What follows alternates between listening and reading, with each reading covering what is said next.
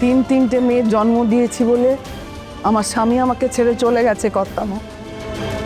শুধু একটা পুত্র সন্তান তাকে দিতে পারিনি বলে। একজন স্বামী যখন তার স্ত্রীকে অসম্মান করে তখন সেই স্ত্রীর কি উচিত তার স্বামীর কাছে গিয়ে থাকা? সবসময় তো এমনটা নাও হতে পারে।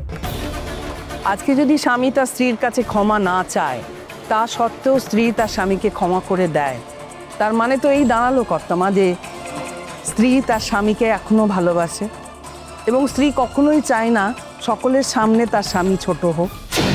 আমি আশা করি কি বলতে চাইছি আপনি বুঝতে পারছেন। যদি একজন স্ত্রী তার স্বামীকে ক্ষমা করে দিয়ে সম্পর্কটাকে জোড়া লাগাতে চায়, তার মধ্যে তো কোনো ভুল নেই কর্তামা। না কর্তামা, আমি এটা বলছি না যে স্বামীকে ছাড়া আত্মসম্মান নিয়ে কোনো স্ত্রী বাঁচতে পারে না। তার জলজ্যান্ত উদাহরণ তো আপনার সামনে আমি নিজেই দাঁড়িয়ে রয়েছি।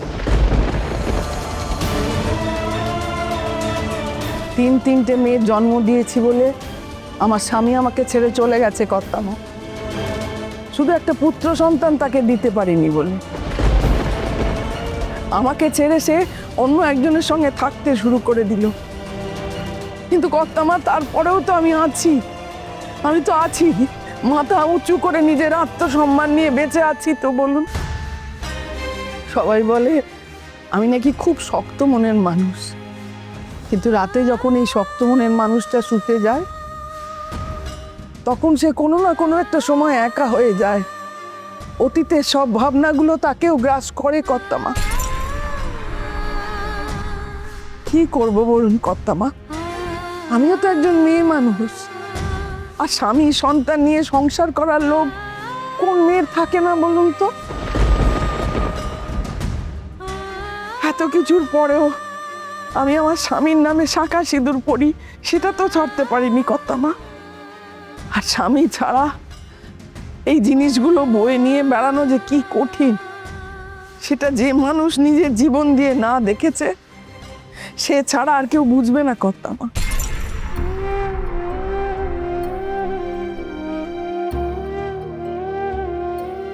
কর্তামা, যখন দুটো মানুষ অগ্নি সাক্ষী করে 7 পাকে বাঁধা পড়ে, তখন সেই সম্পর্কে ঈশ্বর স্বয়ংশীল মোহর দেয়, আর তার সাথেই দেন একটা অধিকার।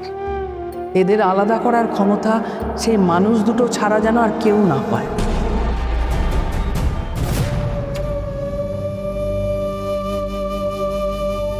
যদি সত্যি তাদের মনের কষ্ট কম করতে হয়, তাহলে কর্তামা তাদেরকে একসাথে থাকতে দিতে হবে, একসাথে বাঁচতে দিতে হবে।